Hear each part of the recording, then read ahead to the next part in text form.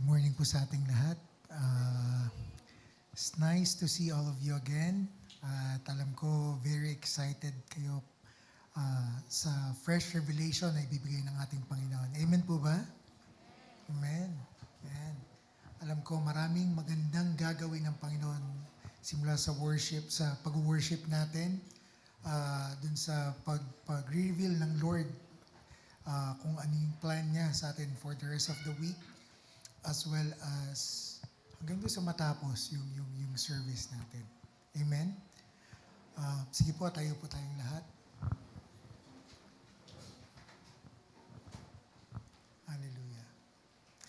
Lahat po tayo naniniwala na banal ang ating Diyos. Amen? Na wala siyang katulad, na hindi narurumihan yung holiness ng Panginoon. If there are times na if we think nagagalit ang Panginoon, it's holy wrath or holy judgment.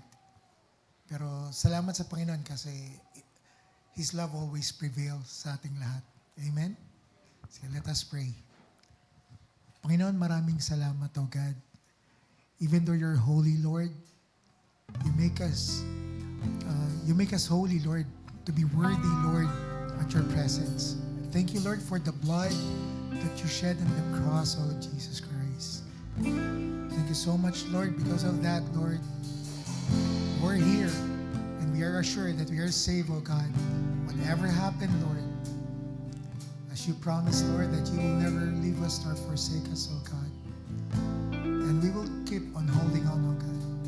As you promised, Lord, as well, in your word in Jeremiah 29:11, for I know the plans I have for you, says the Lord. Plans to prosper you and not to harm you. Plans to give you hope in the future. And because of that, Lord, we are in awe of you, Lord, O God. Because of your holiness, because of your steadfast love to us, O God. Hear our praise, O God. A thousand generations falling down in worship, sing the song of ages to the Lamb. And all who gone before us, and all who will believe, will sing the song of ages to the Lamb. Let's say it to the Lord. Your name is the highest, your name is the greatest, your name stands above them all. All thrones and dominions, all powers and possessions, your name stands above them all. And the angels cry, holy, all creation cries, holy, you are lifted high,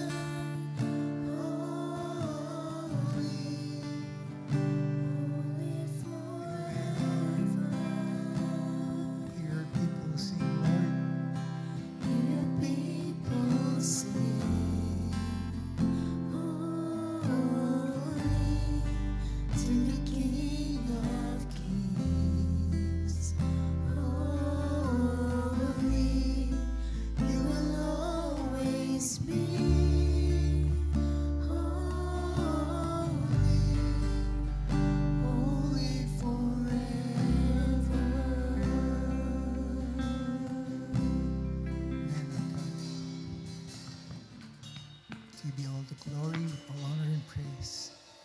To you alone, Lord Jesus Christ. Everybody says amen. Amen. Hallelujah. Let's give a clap offering to our God who deserves everything. Amen. Glory to God. Ngayon po, i-declare natin sa Panginoon na Panginoon, sa inyo lamang yung papuri namin, Panginoon. Sa inyo lamang namin ibigay yung buhay namin. Hallelujah. Let's clap our hands. Let's sing. Let's dance. Let's jump for the glory of the God, of our God.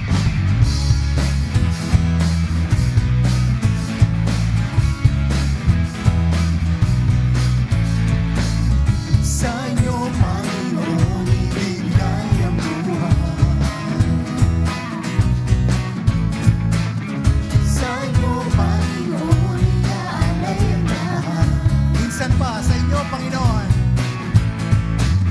Sa inyo, Panginoon, ibigay ang buhay. Hallelujah. Sa inyo, Panginoon, iaalay ang lahat.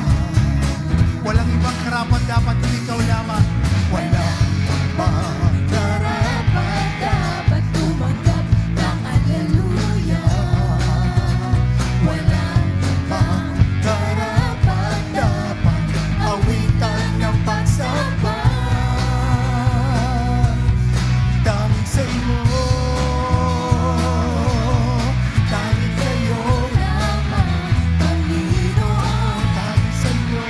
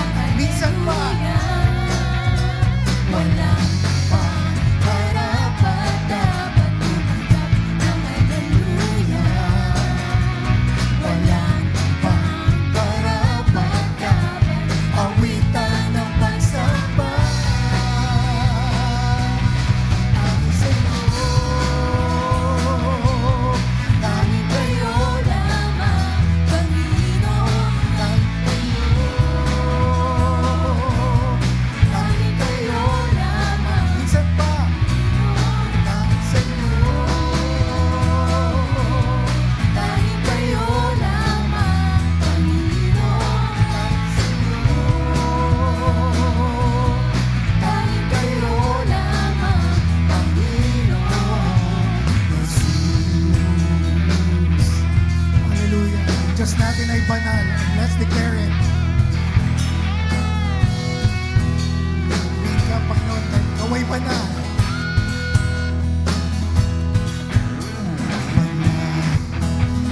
Banal, banal ang Panginoon. Banal, banal, banal ang Panginoon. Let's declare, banal ang Panginoon. Banal, banal, banal ang Panginoon. Banal, banal, banal ang Panginoon. Napupuno ng kalwalhatian ng kanyang kapangyarihan, ng lubos na kadakilaan ang buong sanlibutan. Napupuno ng kalwalhatian ng kanyang kapangyarihan, ng lubos na kadakilaan ang buong sanlibutan. Let's declare, banal, banal, banal ang Panginoon. Banal, banal, banal ang minsan pa. Banal, banal, banal ang Panginoon. Banal, banal, banal ang napupuno ng kalwalhatian. Napupuno ng kalwalhatian ng kanyang kapangyarihan, ng lubos na kadakilaan ang buong sanlibutan. Napupuno ng kanyang kapangyarihan, ng lubos na kadakilaan ang buong sanlibutan. Banal, banal, banal ang Panginoon. Banal, banal, banal ang Panginoon. Minsan pa, banal, banal, banal ang Panginoon.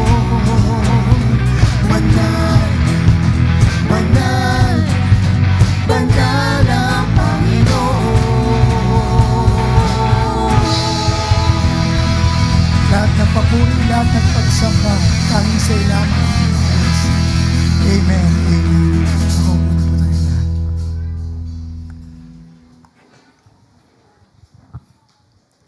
Amen. Glory to the Lord. Yan, sige po. I want you to, ano po ba, alisin mo na po yung mga nasa kamay ninyo. Yan, kasi may gesture po tayong gagawin dahil po alam natin banal at holy ang ating Panginoon. Makapangyarihan, dakila ang Panginoon. Muli po, ibalik po natin, bigyan po natin ng Lord ng pinaka-best na palakpak po para sa Panginoon. Wait muna. In 1, 2, 3, go!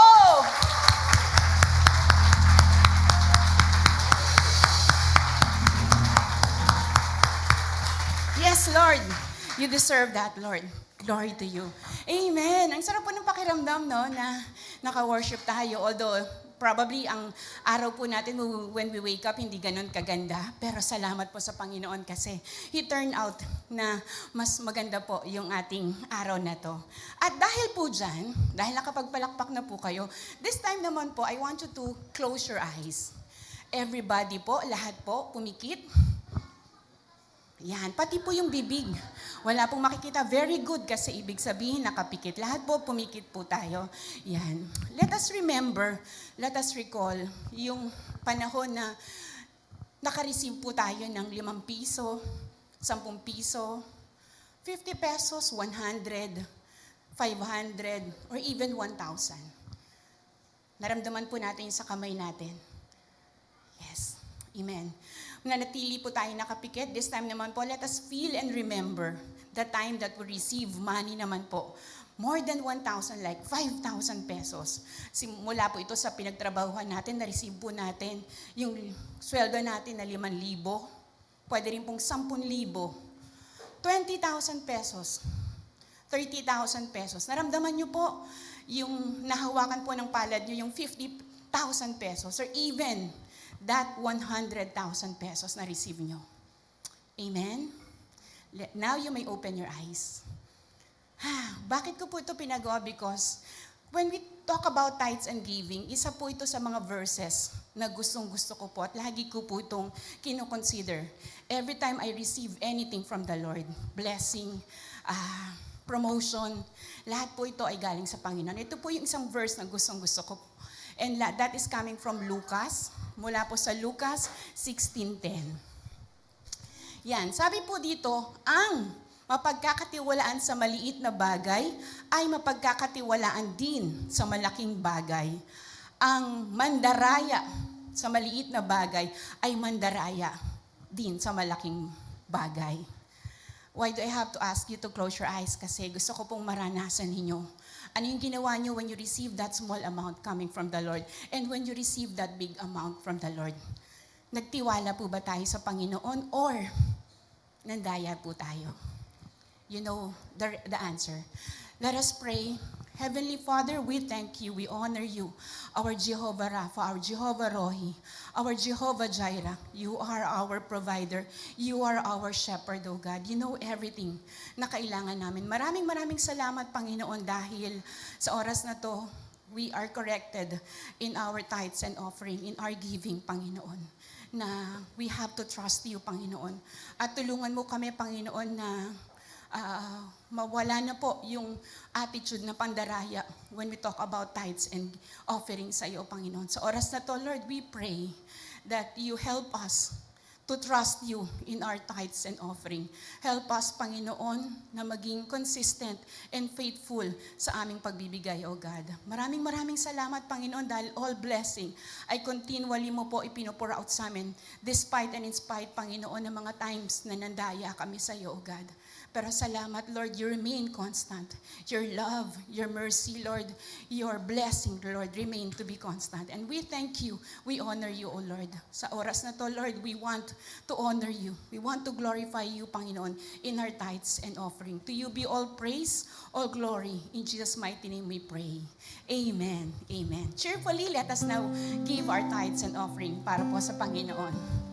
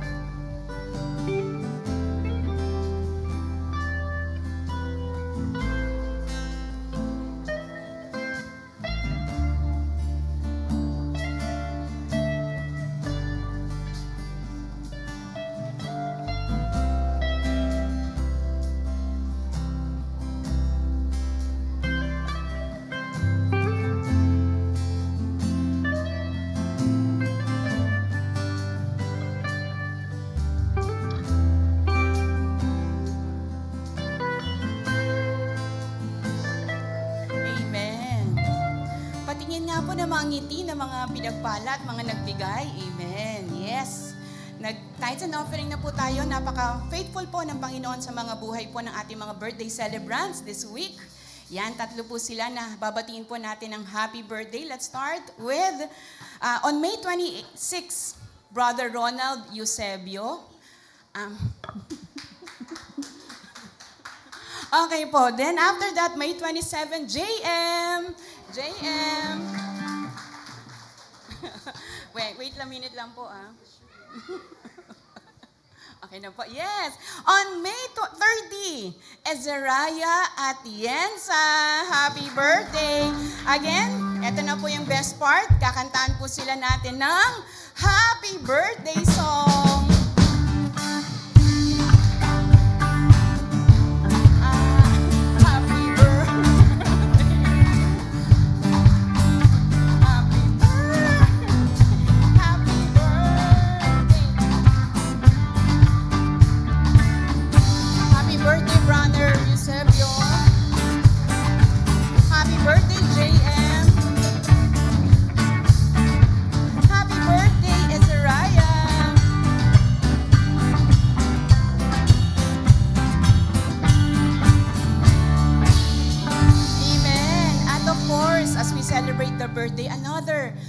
love year para po sa ating mga kapatiran, si Brother Gino and Tintin.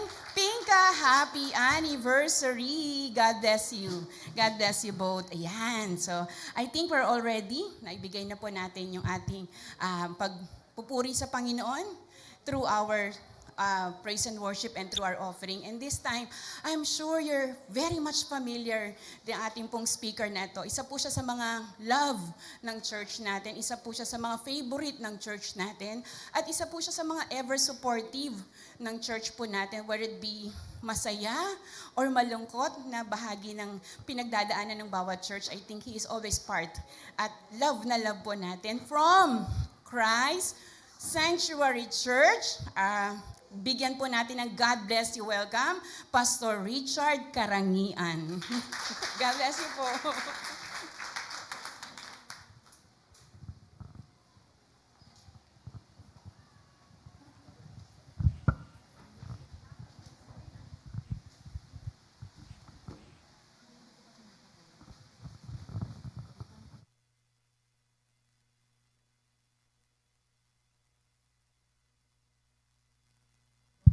Yan. Ganito rin yung mic namin, no? Nalungkot lang ako kasi yung sa amin, nahuhulog nila, naputol. Ang mahal pa naman ito, di ba? Alam ko, 20,000 to.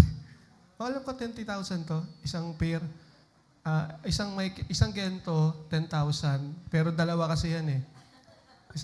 Dalawa kasi lagi pag binili mo. Tama, ano? Sino yung bumili ng mic? Tama, di ba? 22 eh, no? Ayun. Kaya nalungkot ako, yung sa amin nasira. Pero mga kapatid, kamusta po kayo? Kamusta? Ayan, kamusta po? At ako po'y nagagalak no, na tayo po ay nagpapatuloy no, sa ating Panginoon, no? Para paglingkuran natin ang ating Panginoong Diyos. No, marami po akong mga nakikitang bagong mukha eh. Oh. Ayan. Nung papunta po ako dito, no, ako po'y masaya, pero at the same time, may konting lungkot na lang. Nabawasan na talaga. Kasi dati pag in-invite nyo ako, automatic yan, change pulpit kami ni Pastor Alex. Gusto ko nga sanang invite si Sister Ann nun eh. Sister Ann. Sa likod, no? Change pulpit sana kami, nahiya lang ako eh. No? Kaya nung papunta ako dito, birthday ni Pastor Alex na nung May 20. No? And ang napakaganda na ng kalagayan niya. Ang mahalaga, nakikita ng Panginoon na nagpapatuloy tayo. No? Kasi may purpose tayo mga kapatid. Itong tuturo ko ngayon, itong pag-aaralan natin, very interesting and relatable sa ating lahat. Bakit po siya relatable? Kasi lahat tayo nakakaranas noong topic po natin ngayon. At ang topic natin ngayon, pagkabigo at tagumpay. O, yan na rin yung ginawa kong title, pagkabigo at tagumpay. Bakit siya relatable sa ating lahat? Kasi nararanasan natin yan. Nararanasan nating mabigo, nararanasan nating magtagumpay. Tapos nagtagumpay na tayo, pero may pagkakataon na mabibigo ka uli. Tapos magtatagumpay ka uli. Ayon sa aking pag-aaral, batay sa aking pag-aaral sa Bible, napansin ko po talaga, maging yung mga Bible characters, sina Moses, si David, at maging si Joseph, no? The dreamer, si Joseph, di ba? Ano sila no? Bago sila naging successful sa buhay, nakaranas sila ng mga pagkabigo. Tapos si David, successful na siya sa buhay, nakaranas na naman siya ng pagkabigo nung magkagulo-gulo yung kanyang mga anak at magkaroon ng problema yung kaharian, yung nahati yung Israel. Kasi naniniwala po ako, ayon na rin sa Bible at maging sa observation natin sa buhay, that life is a mixture of failure and success. Tama ba mga kapatid? Siguro kayo nakaranas na ng kabiguan, pero nakaranas na rin kayo ng tagumpay. Pero kung tayo papipiliin, mga kapatid, isa sa mga ayaw nating maranasan yung failure. No, wala yata ako na tanong na ano ba gusto mo, magtagumpay ka? Wala namang sumagot na gusto ko, Pastor, ang pangarap ko sa buhay, mabigo ako. Di ba wala namang estudyante na ang pangarap niya, hindi siya makagraduate. Wala namang pamilya na ang pangarap niya ay masira yung kanyang pamilya. Lahat magaganda yung pangarap natin. Gusto natin maging successful. Ayaw po natin ng failure, mga kapatid. Ayaw po ng tao na natatalo. Ayaw po ng tao ang nabibigo o nawawasak. Gusto natin talaga maging successful po tayo at matagumpay sa ating buhay. Bakit ganon? Kasi failure causes pain. Masakit kasi pag natatalo tayo.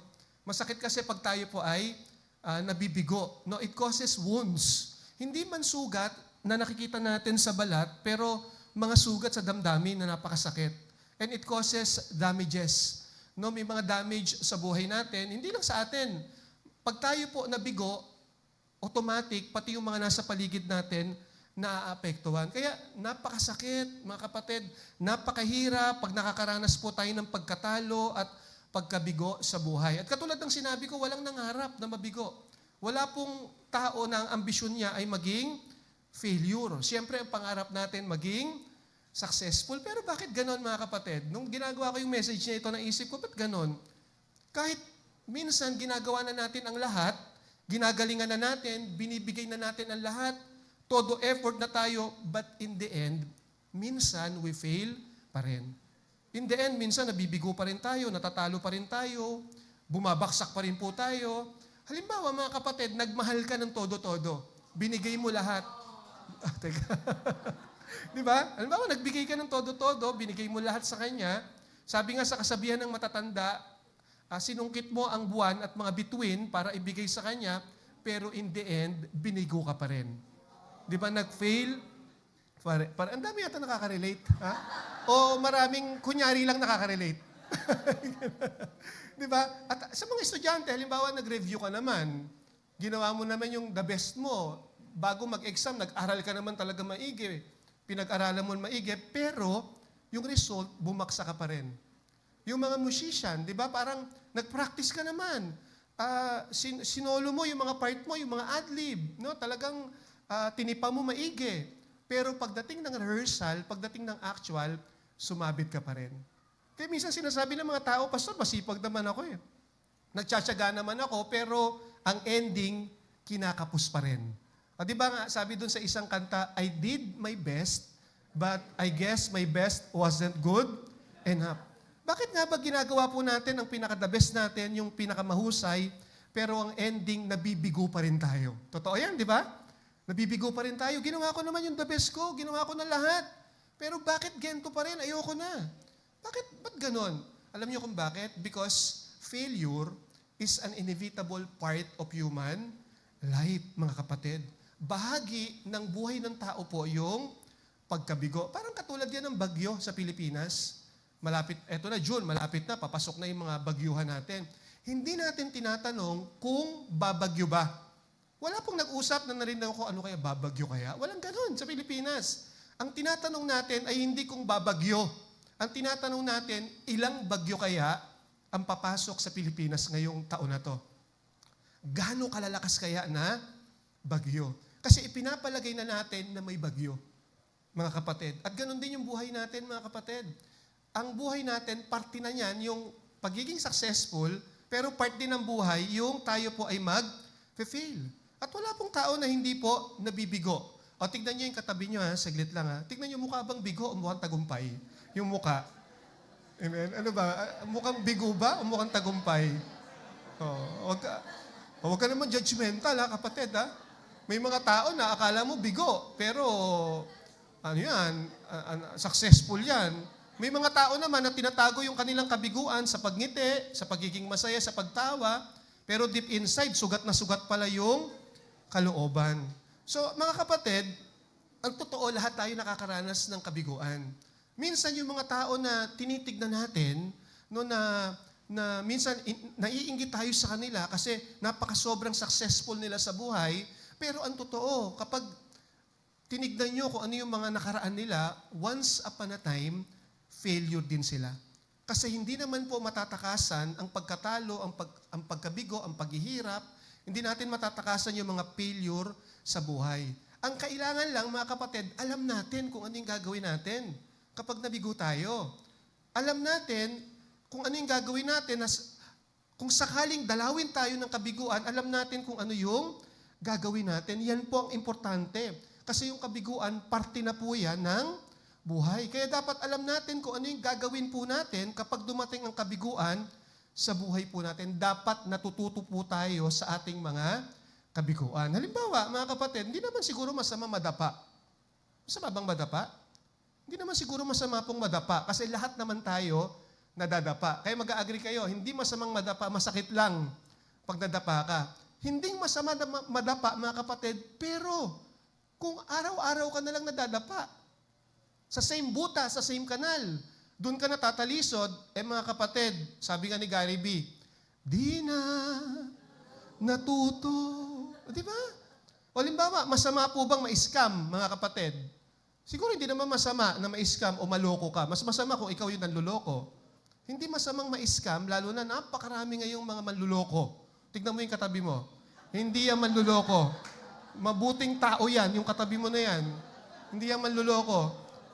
Pero ang totoo, marami po ngayong mga manluloko sa nakakasalamuhan natin, sa social media, sa online. Napakarami pong mga scammers. Kaya siguro hindi naman masama kung maloko tayo o mascam tayo. Pero kapatid, kung araw-araw, linggo-linggo ka na lang naluloko, kung araw-araw ka na lang nai-scam, ang sabi ni Gary B, di na natuto. Ibig nilang sabihin, you've never learned. So kailangan pag nadadapa, natatalo o naluloko, may lesson yun, mga kapatid. Dapat natututo tayo. At yun yung number 1. Dapat natututo ka sa iyong mga kabiguan. Amen? Naalala ko nung first year college ako, mahilig ako talaga mag-basketball noon eh. Noong unang sali ko sa liga, excited po kami, yung team namin, nag-practice kami talaga, nagising kami ng madaling araw. Pero unang game po namin, talo po kami. At lahat kami nalungkot. No? Lahat kaming mga kasamahan ko, lungkot kami. Halos mapaiyak na nga yung iba eh.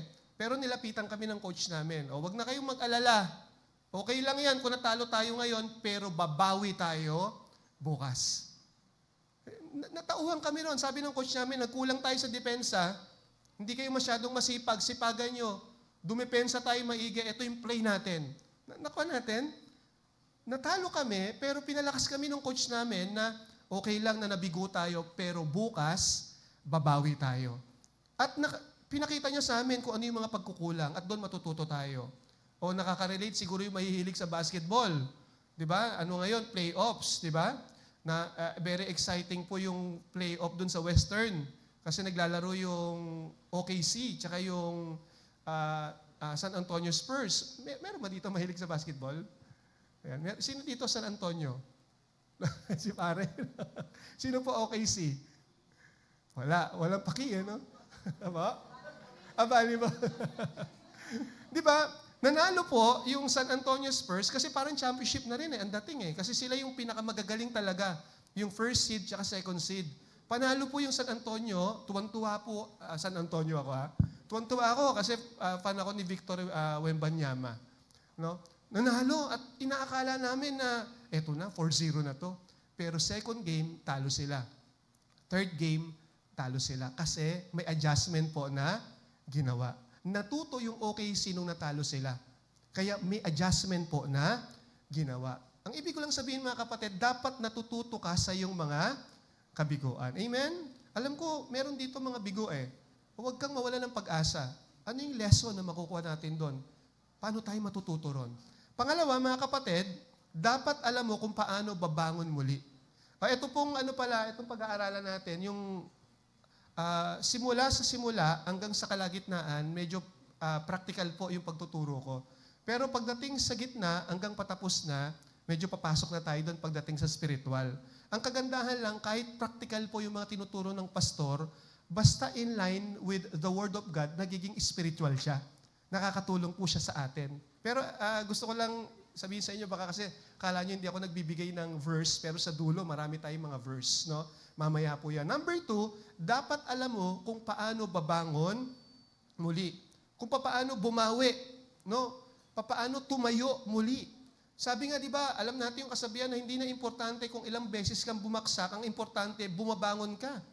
Yan po yung ibig sabihin niyan. Hindi na importante kung ilang beses kang nabigo. Ang importante po, tumatayo ka uli para ituloy ang laban at butin ang tagumpay ng buhay. O naalala ko doon si Manny Pacquiao noon, noong 2012, na-knockout po siya si Manuel Marquez. Di ba, na-knockout siya, yung mga mahilig po dito sa boxing. Nung na-knockout po si Manny Pacquiao, tulog talaga. At parang naghihingalo nga eh. Tulog po siya talaga eh. Kaya sabi ng marami, eto na yung katapusan ng karir niya. Ito na yung katapusan ng kanyang buhay. Kasi yun yung nangyari kina Ricky Hatton, kina Broner nasa pakpo ni Pacquiao na knockout tulog, hindi na nagpatuloy sa boxing. Pero pag tayo ni Pacquiao, in-interview siya, ang sabi ni Pacquiao, sabi niya doon sa kanyang interview, we will rise again. Babangon ulit tayo.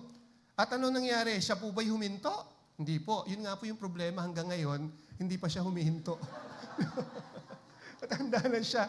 Pero maganda yung pagbangon niya. Kasi talo siya, knockout po siya ng 2012. Pero pagdating ng 2013, nakalaban niya si Brandon Rios, talo si Brandon Rios. Pagdating ng 2014 at 2016, nagka-rematch siya kay Timothy Bradley, talo si Timothy Bradley.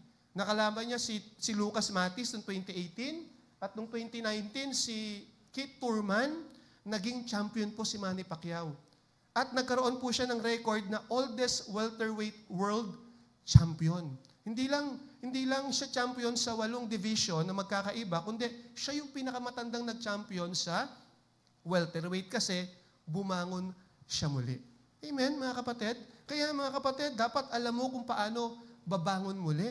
Alam ko siguro meron dito may mga problema. Huwag kang manatiling nakabaksak. Bumangon ka, kapatid. Hindi pa katapusan ng buhay. Katapusan na ng laban kapag na-knockout ka, pero minsan di naman tayo knockout, na-knockdown lang tayo. Pwede ka pa rin bumangon. Pangatlo, dapat gawin mong isang hamon ang kabiguan para magtagumpay. Ibig sabihin, gawin nating stepping stone yung mga failure natin to succeed. Sabi nga, sa isang nabasa ko, no, sabi ni Henry Ford, failure is simply the opportunity to begin again.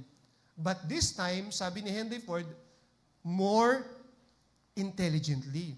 So, ibig sabihin, ang kabiguan daw sa buhay natin ay nagbibigay po sa atin ng oportunidad na magsimula uli. Ibig sabihin, kapag ikaw ay bumagsak o nag-fail ka, hindi pa yung katapusan. Ang kagandahan, sabi ni Henry Ford, pwede kang magsimula uli. Pero sabi niya, pag nagsimula ka uli, mas galingan mo na. Aba, mas gamitan mo na raw ng karunungan. Mas husayan mo na pagdating sa susunod. Pwede kang magsimula uli, pero mas galingan mo na.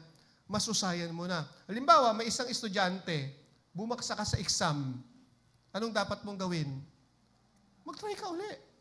Pero pag nag-try ka uli, pag nag-exam ka uli, husayan mo na sa susunod. Galingan mo na sa susunod. Anong dapat gawin? Siguro kaya ka bumaksak, magbulay-bulay ka, baka puro laro ka. Baka puro mga online games. Ano ba mga sikat na online games? Baka yung mga Mobile Legends, di ba? Baka ikaw ay napupuyat pagdating sa Netflix. Baka wala kang ginawa kundi mag-Facebook na mag-Facebook. O this time, pag may exam na uli, bawas-bawasan mo yon.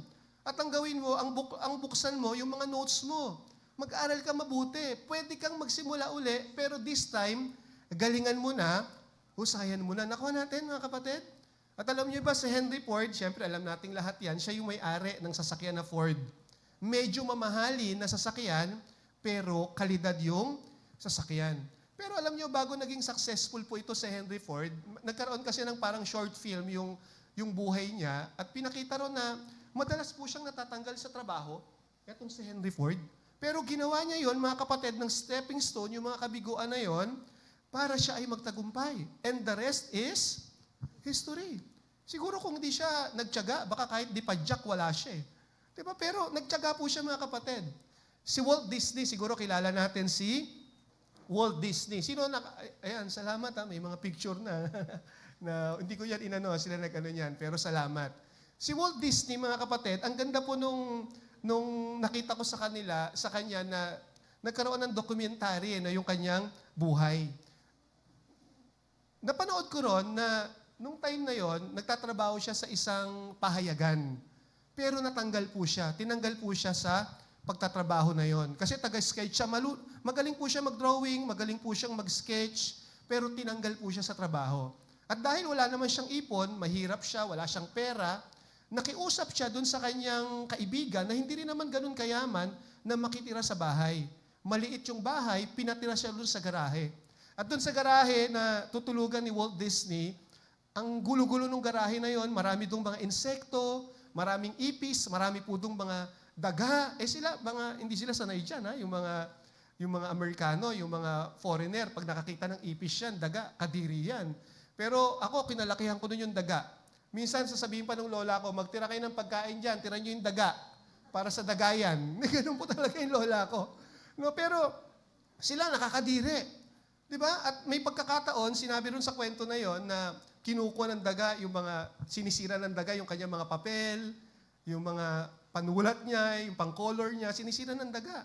Kung sa atin nangyari yun, patay na yung daga na yon.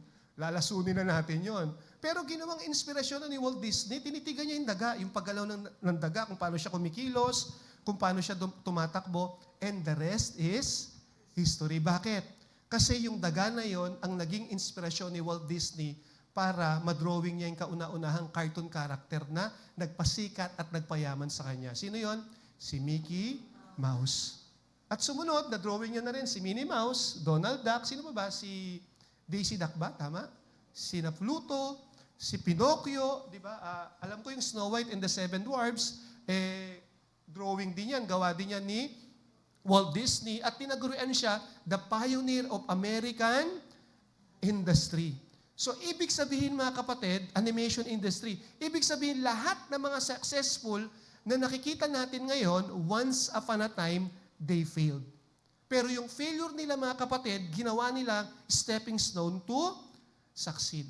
Kaya ganun din mga kapatid, yung mga kabiguan natin sa buhay, gawin nating inspirasyon para maabot natin yung mga pinapangarap natin sa buhay. Ako nga, mga kapatid, nung naging pastor ako, ang dami ko rin failure. Talagang, nakwento ko sa inyo, di ba, na ilang beses ako nag-resign. Ang dami kong failure, ang daming namimintas doon talaga sa akin. Minsan may lumapit sa akin, 2005 yun. 5 years pa lang ako pastor. May lumapit sa akin na isang elder. Si Nanay Nene, nasa langit na siya, namatay na siya. Sabi sa akin ni Nanay Nene, Pastor, tinatanong ng miyembro natin kung sino raw speaker sa Sunday. Kasi nung time na yon, palitan kami noon. Si Pastor Biben, first Sunday. Second Sunday, Pastor Edmond. Third Sunday, mag-i-invite minsan si Pastor Alex, Pastor Hardy, o Pastor Rex. Fourth Sunday, ako po yung nagsasalita. Tingnan nyo naman yung mga 5 years ako, wala ako nun talagang experience din. Ang gagaling ng mga pastor na yan, sina Pastor Biben, Pastor Alex, Pastor Edmond, Pastor Rex. Ako talaga kinakabahan ako noon. Kaya sabi sa akin ng elder, Pastor, tinatanong ng member natin kung sino raw speaker sa Sunday. Kala ko naman kung ano yung sasabihin. Bakit? Kasi daw kung ikaw yung speaker, hindi na muna siya aatin kasi aantukin na naman siya. Hindi totoo yun. Sinabi po sa akin yun talaga. At hindi po ako ni Lord doon kasi masakit yung mga ganun salita. Nakakainis yung ganun salita. Pero nung time na yun, hindi po ako ni Lord. Hindi po ako talaga nainis. Nalungkot lang ako nung time na yon. Pero naging magkaibigan pa rin kami kasi every Sunday ng hapon, napunta ako sa bahay nila, nagba-Bible study ako. 6 na pamangkin niya, bina-Bible study ko, walang utang na loob. Magkaibigan pa rin po kami. Magkaibigan kami ha. Hinahainan niya ako kasi ang business nila, mga puto lansong, puto, lagi akong binibigyan, tsaa. Magkaibigan pa rin kami, hindi ko pinahalata sa kanya, sis, nainaanto ka pala pag nagsasalita ako. Hindi ko pinaalam sa kanya yun, kasi kaya naging maganda pa rin yung relasyon namin. Pero, nag-isip ako ron, ginamit kong hamon yun. Sabi ko, nakakaantok pala ako magsalita nung time na yun. Ginawa ko, para ko masubukan, humarap ako sa salamin. Totoo po to. Humarap ako sa salamin, tapos nag-rehearse ako. Kunyari, parang nagsasalita ako. Alam niyo, totoo. Kasi ako mismo inantok eh. Totoo po. Parang tinamad ako. Sabi ko, tama to si sister, hindi ako sinisiraan ito. Hindi niya ako sinisiraan. Constructive criticism. Kaya nung time na yun, sabi ko, nakakaantok, ang dapat kong gawin. Nagsimula ako mag-pray. Ang prayer, hindi ko makakalimutan, Lord, sabi ko gano'n, bigyan mo naman ako ng mga anointing na katulad ng mga kaibigan kong pastor. Kahit 10% lang ng anointing ni Pastor Alex, Pastor Edmond, Pastor Biben, Pastor Hardy. Pastor Biben, di ba, practical, matapang. Lord, kahit 10% nun. Pastor Alex, napakahusay magturo. Lord, kahit 10%. Pastor Edmond, yung anointing niya, yung deliverance, Holy Spirit, Lord, 10%. Sina Pastor Hardy, yung pagiging, nagpapatawa siya, Lord, 10%. Pero hindi pala, mga kapatid. Kasi hindi naman ako si Pastor Hardy. Hindi ako si Pastor Alex, hindi ako si Pastor Edmond. Di ba? Pero prayer ko yun, mga kapatid, nung time na yun. Tapos, ang ginawa ko, nagtatrabaho ko sa bangko noon eh. Nag-enroll ako sa Bible School. Paglabas ko ng bangko ng 5:30, Diretso po ako doon sa Las Piñas. Ang pangalan ng Bible School noon, JALIBC. No? Lahat ng mga kaklase ko, puro JAL pastors. Ano yan? Jesus is Lord International Bible College. Panggabi po ako noon. Hindi ako nag-aral doon para mag-take revenge siya. Kasi para lang sa ko, para tama, dapat may matuto ako, umunlad yung kaalaman ko kasi hindi basta-basta yung pagtuturo. So nag-aral po ako noon, nag-pray ako talaga sa Panginoon. Mahilig ako magtanong kay na Pastor Alex, kay na Pastor Edmond, kay na Pastor Biben. Enhance ko, ginawa kong stepping stone yung mga masasakit na salita na aking narinig. Dati, 90% ng mga miyembro nga inaantok. 10% masigla. Mga kamag-anak ko lahat yon. Yung 10% na yun. Ngayon siguro 50% na yung medyo inaantok na lang. Di ba po? Ang ibig kong sabihin, kahit papaano, huwag tayong malugmok mga kapatid. Pag napintasan ka, pag nasabihan ka ng masakit, huwag nating isipin kagad na galit sa akin to, kinakalaban ako to. Tignan muna natin kung totoo yung sinasabi nila, kung may katotohanan. Kahit 10% yung katotohanan, kapag may ginawa ka doon, pwede kang mag-improve mga kapatid. Alam niyo, maraming mahihirap noon, mayayaman na ngayon. Maraming nalulugi noon sa business, pero ngayon, mga successful na sila. Marami noon bumabaksak sa board exam, pero ngayon, pasado na sila. Maraming tao po noon bigo, mga kapatid. Pero dahil bumangon po sila, talagang hindi po sila sumuko, ang ending, matagumpay na sila ngayon sa buhay. Kaya kapatid, kapag tayo bumabaksak, estudyante ka man, family man, magulang, nagtatrabaho, o kung ano man, ikaw ay natatalo, nabibigo, nag-fail sa buhay, sabihin lang natin sa sarili natin, unang-una sa Panginoon, kailangan mag-pray tayo sa Panginoon. Yun yung una kong ginawa noon, nag-pray po ako. Bago ako lumapit sa mga tao na katulad ni na Pastor Alex, nagpatulong ako kung ano yung mga hindi ko nalalaman noon. Pero pangalawa, sabihin natin sa sarili natin, kapag nag-fail tayo ngayon, nabibigo tayo, may next time pa. Babawi ako at gagalingan ko na sa susunod. Sabihin mo sa katabi mo yan, may next time pa. Babawi ako at gagalingan ko na sa susunod. Amen? May next time pa kapatid. May marami pang next time. Marami pang bukas. Pero sa susunod, mga kapatid, bumawi ka, galingan mo na sa susunod. May mga adjustment ka na dapat gawin. Tingnan nyo, sabi sa Bible, sa Kawikaan 24, verse 16, ang taong matuwid, mabuwal man ng 7 ulit, ay tiyak na makakabangon ulit. Naputo lang yan, pero pag pinagpatuloy natin yan, pero iba ang masama. Kapag sila'y bumaksak, hindi na sila makakabangon. Ibig sabihin lang yan mga kapatid, may pinagbibigyan tayo ng Panginoon. Gusto ng Panginoon, may mag-repent tayo sa Kanya, makapagbagong buhay tayo. Pero kung magiging matigas ang ulo mo, kung magiging pasaway ka, kung magiging mapagmataas ka, sabi diyan sa susunod na verse na puto lang, kapag nagdesisyon na si Lord na ikaw ay bumaksak, hindi ka na raw makakabangon. Pero sabi diyan na, ang taong matuwid, mabuwal man ng 7 ulit, ay tiyak na makakabangon ulit. Una-una, kung babasahin natin sa English, ang sabi nun, the righteous fall 7 times. Hindi po rin sinabi, the righteous will not fall. Pero sabi doon, the righteous fall. Ibig sabihin, maging yung mga righteous, pag sinabing righteous, hindi naman tayo tunay na righteous.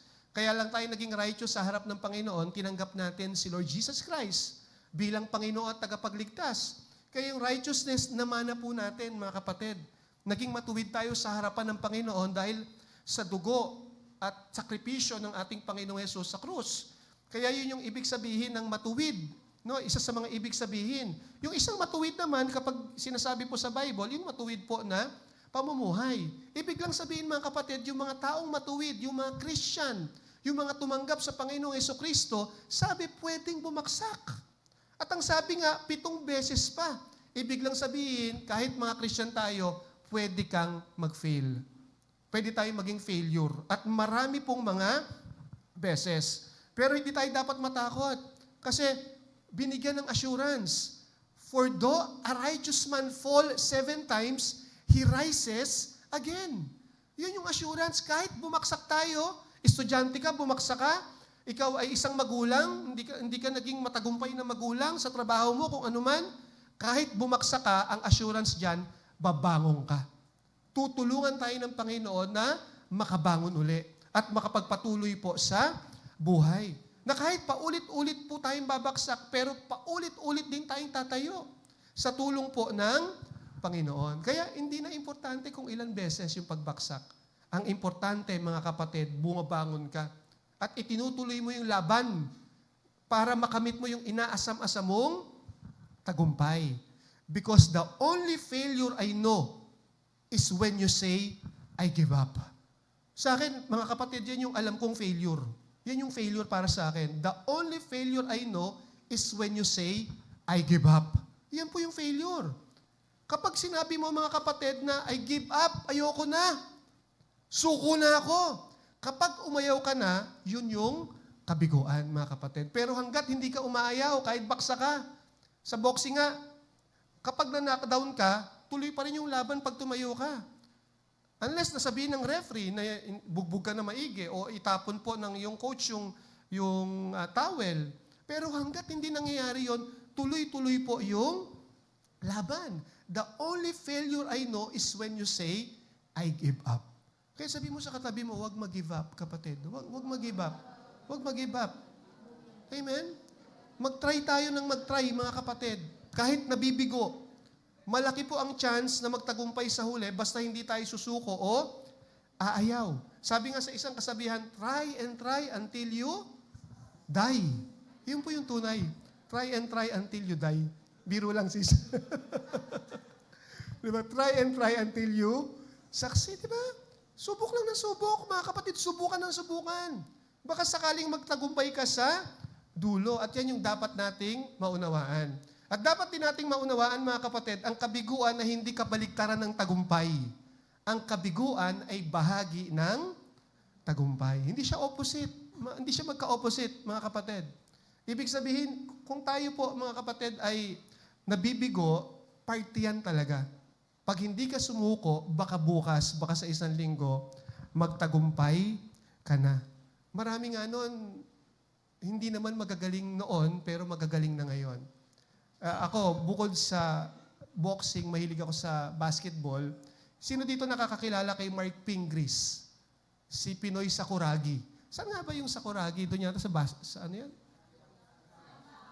Slam Dunk, no? Si Sakuragi, no? Ang sarap manood dati ng mga gano'n, no? Kahit cartoons po siya, no? Si Mark Pingris, pagpasok niya sa PBA year 2000, hindi siya star player. Role player lang siya. Ibig sabihin, papasok lang siya pag kailangan dumepensa at kailangan mag-rebound. Yun lang siya, mga kapatid, pero nagtiyaga siya. Pagdating ng 2001, naging most improved player. Ibig sabihin, hindi ganun kagaling dati, pero biglang gumaling. 2001. Pagdating ng 2006, naging MVP. Kaya from role player, naging star player siya. Pero nung nakita ko yung buhay ni John Mar Pajardo, 2012, pumasok po siya ng PBA, hindi po siya nanalong Rookie of the Year, hindi siya nanalong MVP. May mas magaling sa kanya. Pero pagdating ng 2013, nanalo siya uli ng Most Improved Player. Pagdating ng 2014, 2015, 2016, 2017, 2018, 2019, sunod-sunod na MVP. At ngayon nga po, kung di po ako nagkakamali, 9 times na yata o 10 times na siya nagiging PBA MVP. Kaya kapag pinag-usapan ang GOAT, siguro wala nang tatalo dito kay Junmar Pajardo. Maraming tao noon, hindi naman magagaling, mga kapatid, pero ngayon magagaling na. Maraming tao noon, utusan lang. Pero ngayon, sila na yung nag-uutos. Maraming tao ngayon, dati nanghihingi lang. Nangungutang lang, pero ngayon sila na yung nanghihingi. Tama. At pwede yung mangyari sa atin. Bakit? Because, sabi ko nga kanina, life is a mixture of failure and success. We fail sometimes, we succeed other times. Hindi tayo laging tagumpay, hindi rin naman tayo laging bigo. Wala namang tao 100% tagumpay, wala rin 100% bigo. Mga kapatid, it's a mixture of success and failure. Sabi nga po ni Haring Solomon, di ba, sa Ecclesiastes chapter 3, that there is a time for everything. May mga time na nagfe-fail tayo, pero may mga time na tayo po ay nagsasucceed. O di ba, sabi nga ni Sino yon? Yung sa Channel 7? Si Kuya Kim, ano sabi niya? Ang buhay daw ay weather-weather lang. Mag-aantay tayo ng tamang panahon. Kaya kung yung katabi mo, panahon niya ngayon para magtagumpay, maghintay ka. Kasi next time, baka ikaw naman. Sabi mo sa katabi mo, ikaw ngayon, ako naman bukas. Sabi mo sa kanya, ikaw ngayon, ako naman bukas. Amen? O sabi mo doon sa isang katabi mo, ganun din. Ikaw ngayon, ako naman bukas. Di ba? Di ba masarap sabihin yan? Naisip ko nga, paano kaya pag pumunta tayo ng Burol, pumunta ka doon sa Kabaong, sabi mo, ikaw ngayon, ako naman bukas. Di ba? Naisip ko lang naman nung nag-aano ako. O, di ba? Kaya ang panapanahon ang buhay, mga kapatid. Kaya doon sa mga nagtatagumpay ngayon, alam ko marami ditong successful. Marami dito nagsasucceed. Doon sa mga nagtatagumpay ngayon, huwag maging mayabang. Amen? Huwag maging mayabang. Baka makalimot sa sarili at hindi ka maging handa pagtay mo na mag-fail. Huwag maging mayabang. God opposes the proud but gives grace to the humble. Pag mayabang ang isang tao, pag mataas ang isang tao, ang kalaban niya pala si Lord. Pero kapag ang isang tao mapagpakumbaba, kinakampihan ka at tinutulungan ka ng Panginoon. Kaya doon sa mga nagtatagumpay dito, kung ikaw ay estudyante, kung ikaw ay nagtatrabaho, na ang ganda ng karir mo ngayon, top ka na student, huwag magyabang kapag nagtatagumpay. Amen? At doon naman sa mga nabibigo, huwag niyong isipin na katapusan na ng mundo. Marahil meron dito nabibigo, huwag niyong isipin katapusan na ng mundo. Just wait for your turn. At may inihandang malaking tagumpay at pagpapala ang Diyos sa buhay niyo. Antay-antay lang, mga kapatid. Lalo na pag may Panginoon tayo, nagpipray ka naman. May magandang relasyon ka sa Panginoon, huwag kang mainip. Antay-antay lang. Sabi mo sa katabi mo, wait ka lang, may inihanda si Lord para sa iyo. Wait ka lang, may inihanda si Lord para sa iyo. Nabasa ko nga po, mga kapatid, sa isang babasahin na binasa ko na wala namang nakalagay doon kung sino, anonymous, hindi siya nagpakilala. Ito sabi niya, never let success get to your head. Never let failure get to your heart. Ibig sabihin niyan, huwag daw maging mayabang pag nagtatagumpay ka. Huwag lumaki ang ulo. Huwag ilagay sa ulo. Huwag lumaki ang ulo. Pero pag nabibigo ka naman daw, huwag mo masyadong damdamin. Huwag kang panghinaan ng loob. Bakit? Kasi may bukas pa. May pagkakataon pa habang humihinga tayo, habang buhay tayo, at may pananampalataya tayo sa Diyos, may pag-asa ba?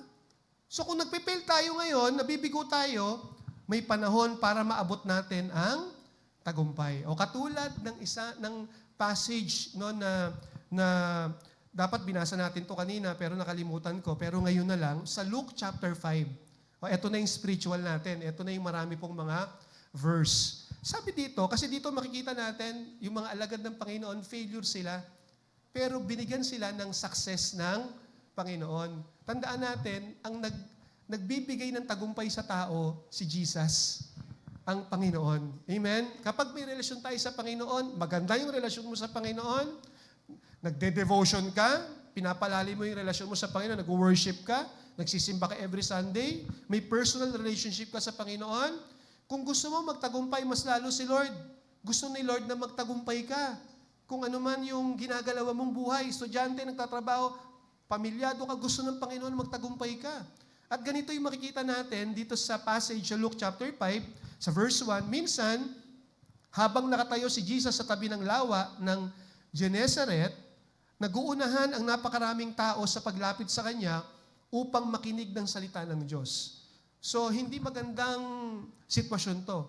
Kasi hindi makakapag-concentrate si Lord Jesus sa pagtuturo kasi pinagkakaguluhan siya ng mga tao. Nakaisip siya ng idea para hindi siya maistorbo sa kanyang pagtuturo. At sa verse 2, sabi, may nakita siyang dalawang bangka sa tabi ng lawa. Wala sa mga bangka ang mga mangingisda, kundi nasa lawa at naglilinis ng kanilang mga lambat. Sino yon? Sina Pedro, sina Andrew, di ba? Yung mga mangingisda.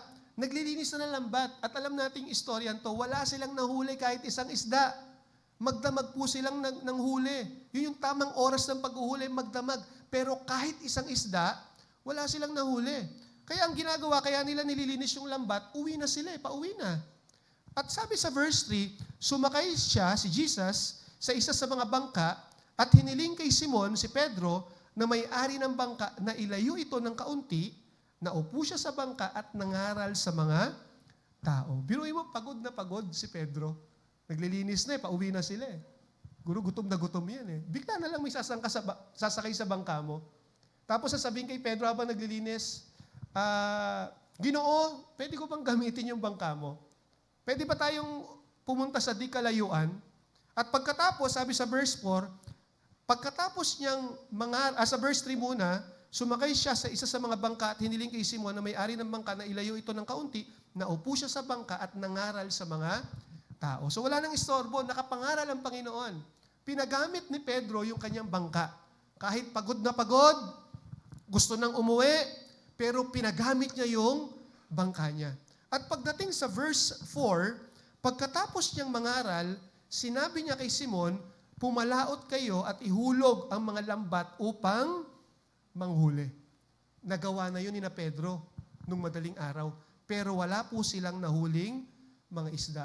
Biruin nyo nung pinag-aaralan ko to, mga professional fisherman, mga taong dagat, mga laking pangingisda, meron silang best boat, best net, maganda ang panahon, maganda yung timing ng kanilang pangingisda kasi magdamag, pero umuwi pa rin silang bigo.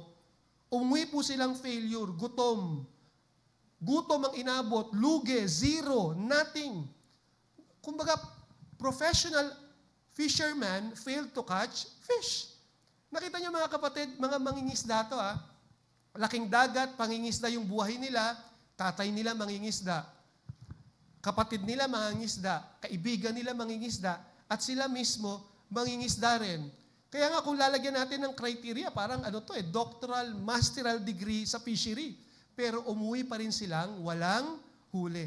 Umuwi po silang bigo, umuwi po silang failure. At nung pinag-aaralan ko to, nakita ko anong lesson yung dito. Ano yung lesson na matututuhan natin dito, mga kapatid? Kahit ikaw ang pinakamagaling, kahit ikaw yung pinakamahusay, pwede pa rin na ikaw ay mag-fail. Tama, mga kapatid? Mga professional na fisherman to. Kahit ikaw yung pinakamahusay at pinakamagaling, pwede ka pa rin mag-fail. Di ba nga, minsan, may mga magagaling na estudyante, mga nasa honor pa nga Di ba? Ang gagaling nila Katulad nung pinsan ko, napagaling niya nga po ako sa kanya nung nag-aaral kami, nung high school. Nasa top po siya talaga.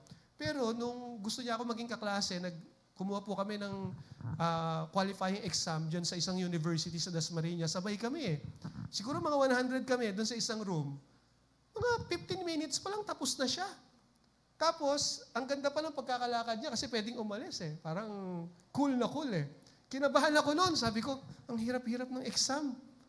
Natapos kagad siya. To make the story short, baksak yung pinsan ko. Baksak po mga kapatid. Ibig ko lang sabihin, kahit ikaw yung pinakamagaling, pinakamahusay, mga kapatid, pwede ka pa rin mag-fail. Kaya hindi sapat na magaling ka lang.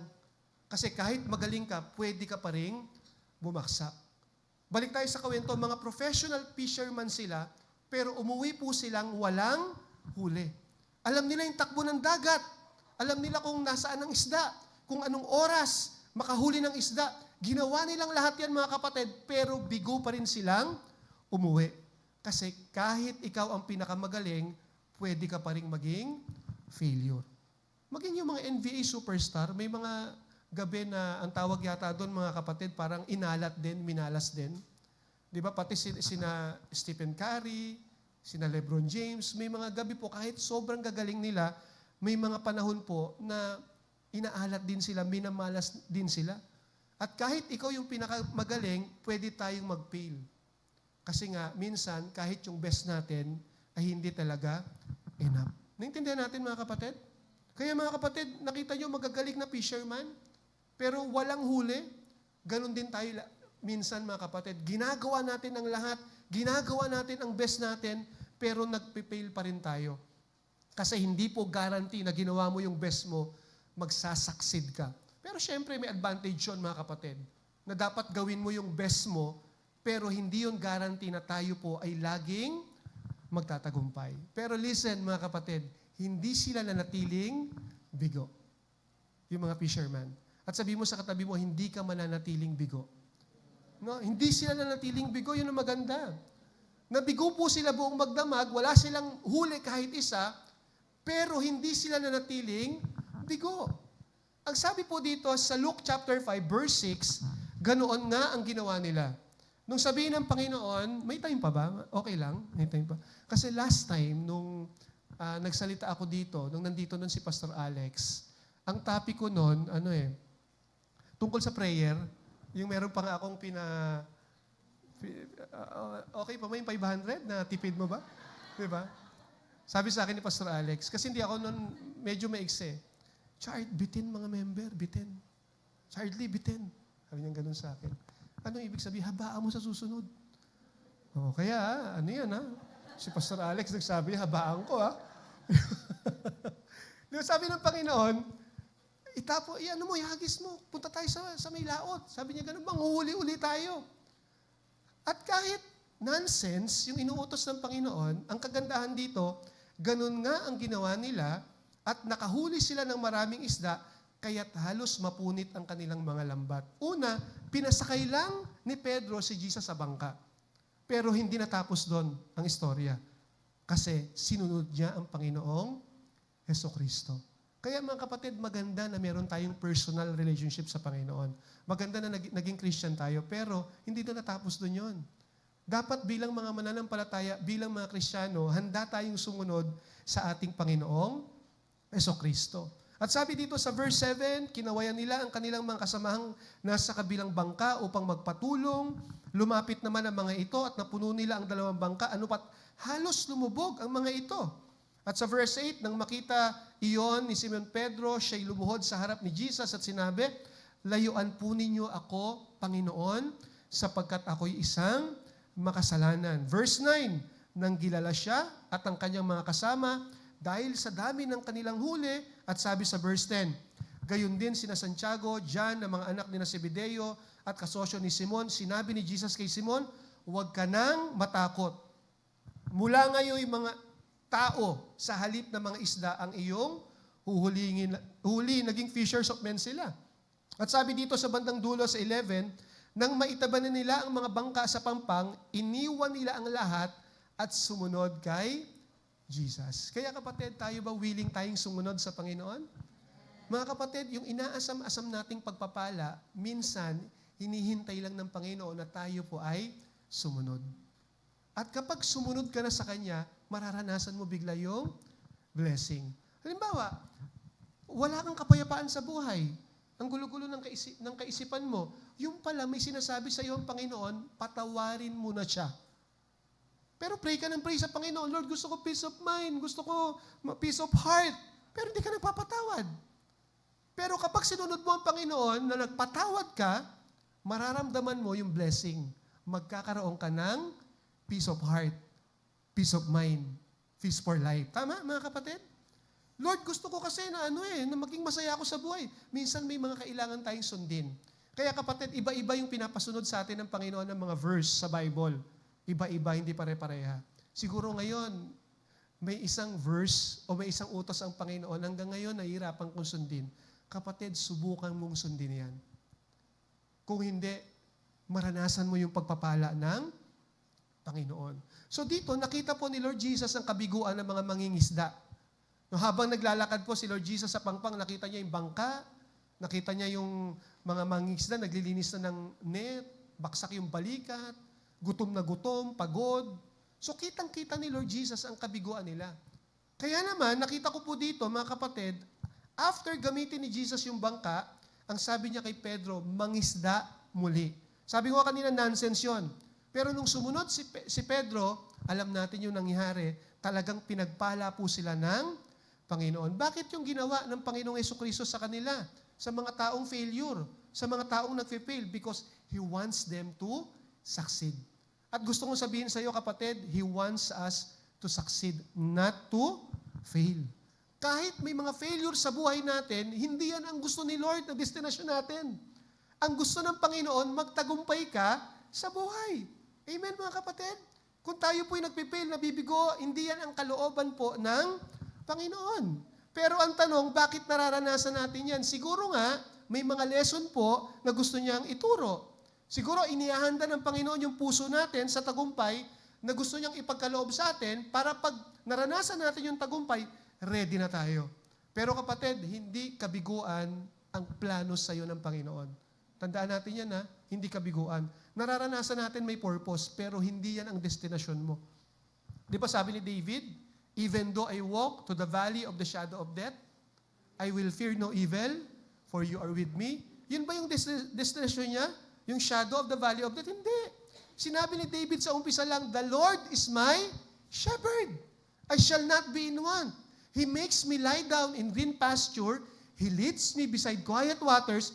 He restores my soul. He guides me in the paths of righteousness for His name's sake. Ang destinasyon sa atin ng Panginoon, pagpalain tayo. Very familiar verse, Jeremiah 29 verse 11. O sino dito gusto mag-recite? 29 verse 11. Ha? Ako naman bibigyan nyo. Sino dito? Sino? Solo natin yan Sino? Sige, taas, kamay. Dito sa apat na to, sino? Gusto ko ikaw din. Ikaw din. Pag hindi mo na-recite, babawiin ko 500. Babawiin ko. Jeremiah 29 verse 11. Jeremiah 29:11. For I know the plans I have for you, plans to prosper you and not to harm you, plans to give you hope and a future. Aba, very good to si Julia. Julia kasi kamukha ng pamangkin ko. Julia. Very good, di ba? Kasi very familiar verse yan. For I know the plans I have for you, declares the Lord. Ano sabi ron? Plans to prosper you, not to harm you. Kahit may mga kabiguan ka, hindi ka gusto saktan ni Lord. May lesson lang. Kapag natuto ka na, makakaalis ka na dyan. Plans to prosper you and not to harm you. Plans to give you hope and a future. At yan ang plano sa iyo ng Panginoon. Sabi mo sa Kanya, yan ang plano sa iyo ng Panginoon. Amen? To give you a prosperous life. Sige, palakpakan natin si Lord. In other words, to be successful. No, kaya nung sumunod ang mga alagad sa Panginoon, nagtagumpay sila mga kapatid. Marami na silang nahuli. Pero may observation ako dito mga kapatid. No? Bakit kaya marami silang nahuli? Kasi may nagtanong sa akin, minsan, Pastor, lumipat ba sila ng dagat o lake na pinangisdaan? No? Lumipat ba sila? So inobserbahan ko, mga kapatid, lumipat ba sila ng dagat, ng ilog, ng lake? No. Same lake, same boat, same nets, same people, same process, same place. Lumipat ba sila? No. Pero mga kapatid, what is the difference? Ano yung kaibahan? Bakit dun sa first try walang huli, pero sa second try, sangkaterba? Ito ang kaibahan. To succeed in life, mga kapatid, dapat kasama mo si Jesus. To succeed in life, dapat kasama si Jesus. Kasi nung hindi nila kasama si Jesus, walang huli, zero. Pero nung kasama nila si Jesus, mga kapatid, grabe po yung pagpapala na kanilang naranasan. So kung gusto nating magtagumpay sa buhay, dapat pinasasakay natin, mga kapatid, si Jesus sa boat natin. At dito sa context na to, boat is a symbol of livelihood and business. Yan po yung boat. Kabuhayan nila yan. Pangingisda. Inaarkila yan sa pagtatravel, paghatid sa mga tao.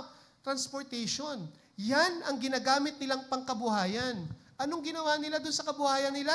Pinagamit nila kay Jesus. Kaya binless po ng Panginoon. Yung pinagkukunan nila ng resources, pinagamit nila sa Panginoon. Peter made his boat available to Jesus. Kaya una, pinasakay ni Pedro si Jesus sa bangka niya at ito ang simula ng tagumpay niya sa buhay. Amen? Kaya ang tanong, nakasakay na ba si Jesus, mga kapatid, sa bangka nyo?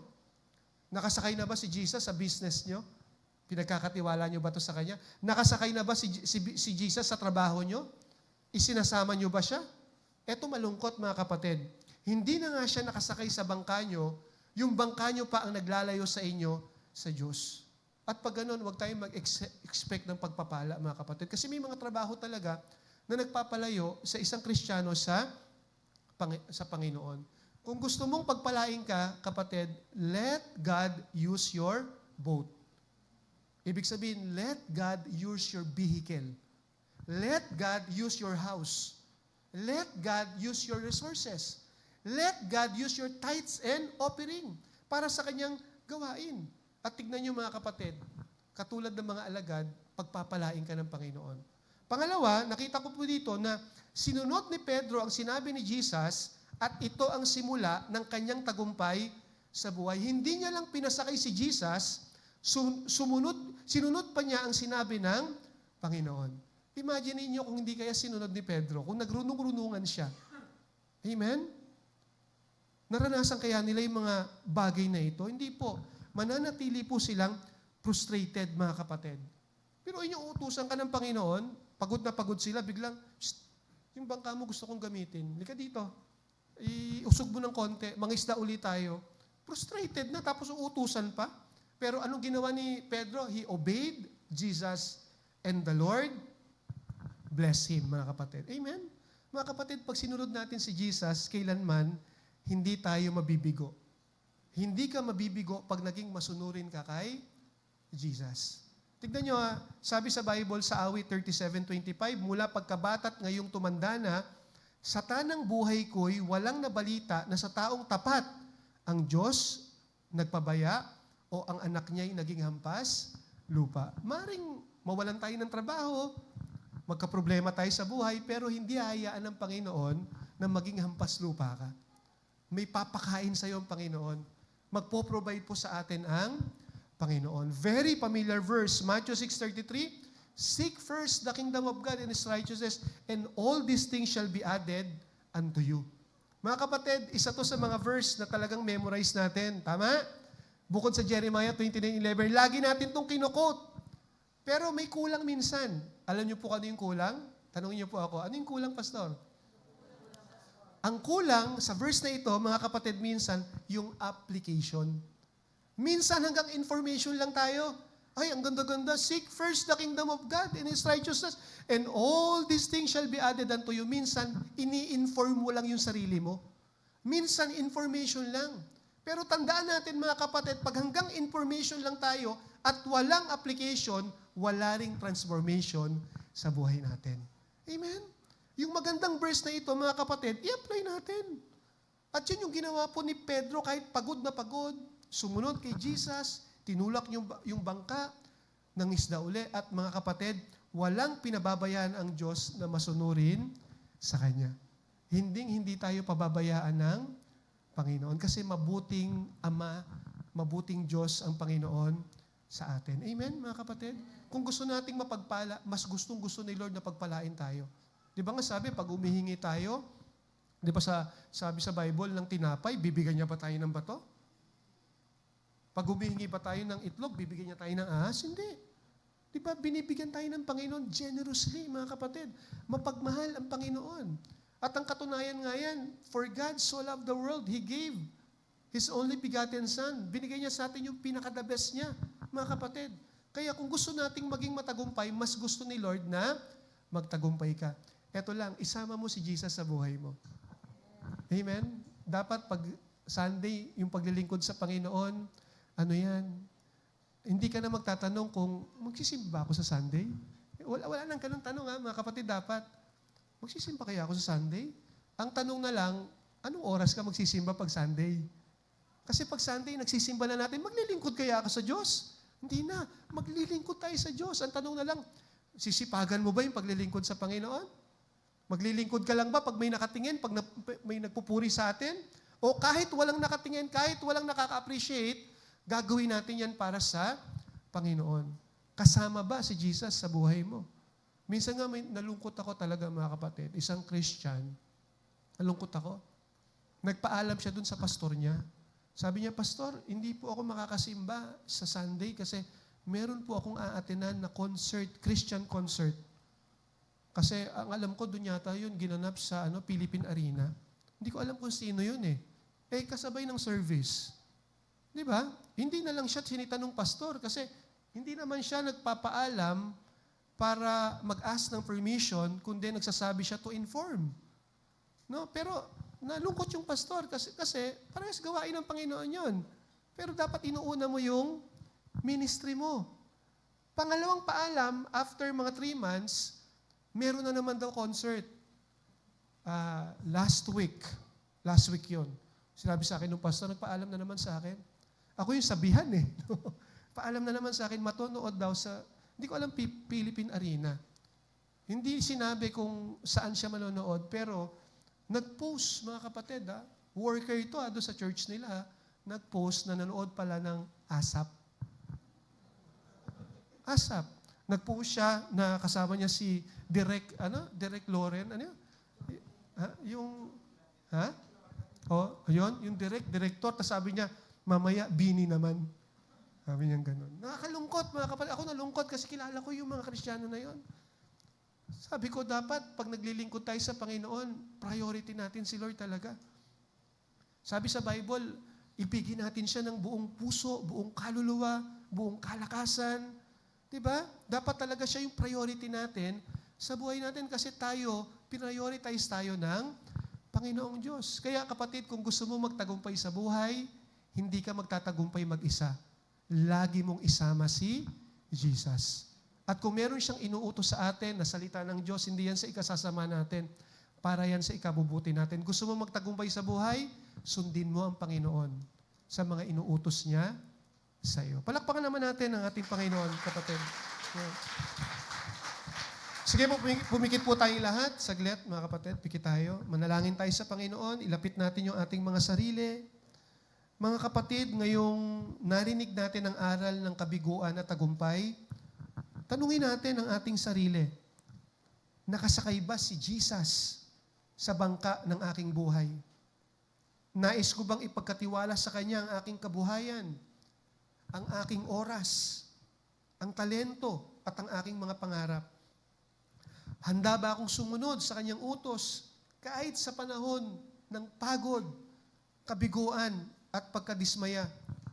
At kung sa puso mo, kapatid, nais mong makapagsimula muli at dalhin si Jesus sa lahat ng aspeto ng iyong buhay, huwag mong palampasin ang pagkakataon ngayon.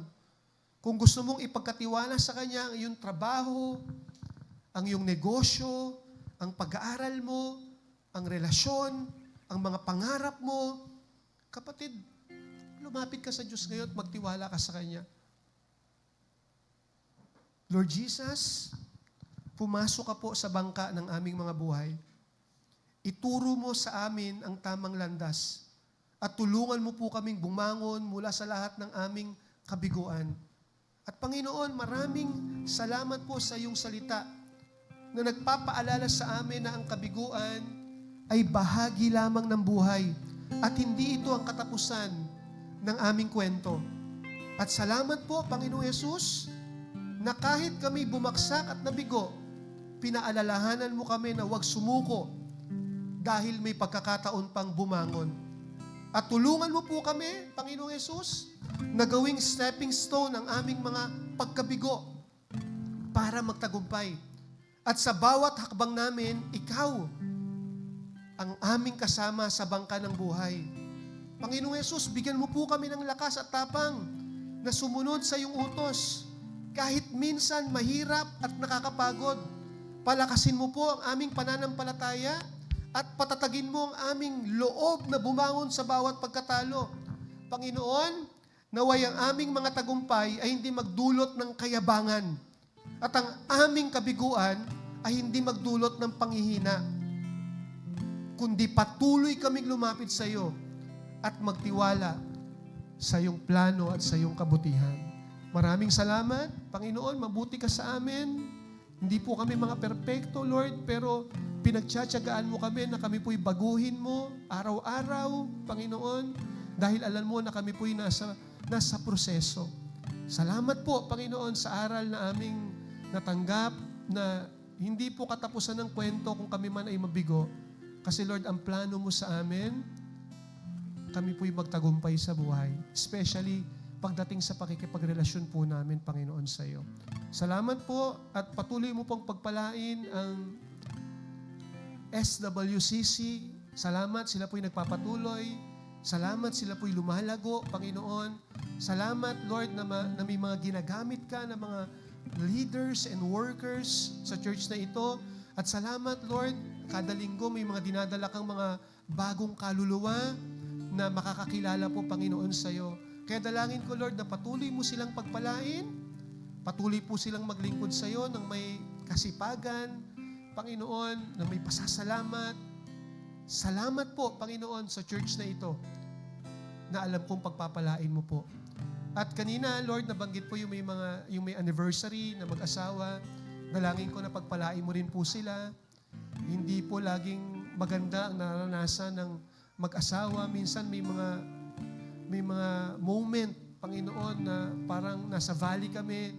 Pero Lord, pagpalain mo ang mga kapatid naming ito. Salamat, ikaw po yung sentro ng kanilang buhay. Kaya alam ko, Lord, ano man yung mga pangarap nila ay ibibigay mo ito, Panginoon, sa kanilang mag-asawa, sa kanilang anak, sa kanilang buong sambahayan. At pagpalain mo po yung mga pangarap nila sa buhay. Salamat din, Lord, dun sa may mga kaarawan, Panginoon, na banggit kanina, yung napost po sa screen. Pagpalain mo rin po sila, Panginoon. Marami pang mga taon ang ipagkaloob mo sa kanila at maranasan nila ang masaganang pagpapala mo, Panginoon. At bilang pasasalamat, patuloy silang maglingkod at ialay nila ang kanilang mga buhay. Salamat po, Panginoon. Mga kapatid, pagpalain nawa kayo ng Panginoon at ingatan. Paliwanagin nawa ng Panginoon ang kanyang mukha sa inyo at mahabag sa inyo. Ilingap nawa ng Panginoon ang kanyang mukha sa inyo at bigyan kayo ng kapayapaan. Kaya naman sa iisang Diyos na ating tagapagligtas sa pamamagitan ni Hesukristo, Panginoon natin, sa Kanya lamang lagi ang lahat ng kapurihan, karangalan at kadakilaan, simula pa nung una, ngayon at magpakailanman. Ito po ang aming panalangin sa ngalan ng Ama, ng Anak, at ng Banal na Espiritu. Lahat po tayo magsabi ng Amen. God bless po, mga kapatid. Pagpalain po tayo ng Panginoon. Salamat po.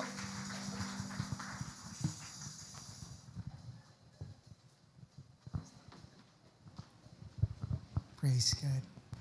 Muli po tayong tumayo at awitan natin ng Panginoon before we go home. I-declare natin sa inyo, Panginoon, lahat ng kapurihan.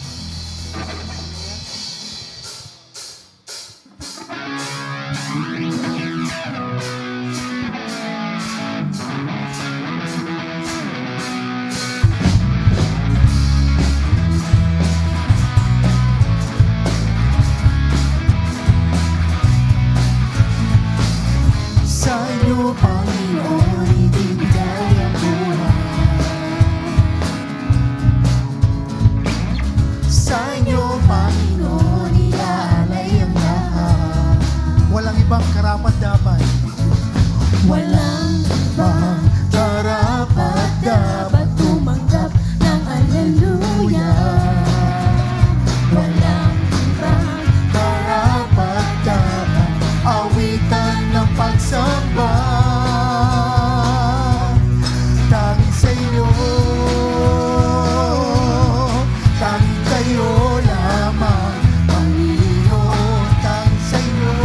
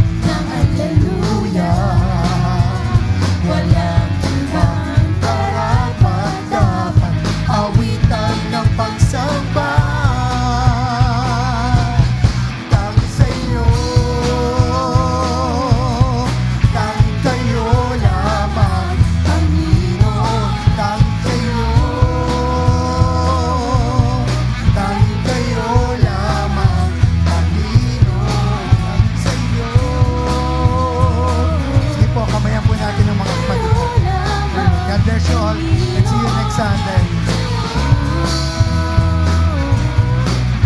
Walang ibang karapat-dapat. Hallelujah. Walang ibang karapat-dapat tumanggap ng hallelujah. Minsan pa, walang ibang karapat-dapat tumanggap ng hallelujah. Walang ibang karapat-dapat awitan ng pagsamba. Dahil sa'yo, dahil kayo lamang, Panginoon. Dahil sa'yo, dahil kayo lamang, Panginoon Jesus.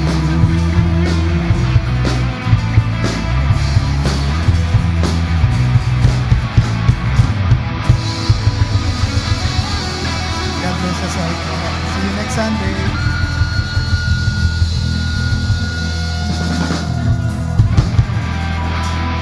Quick meeting.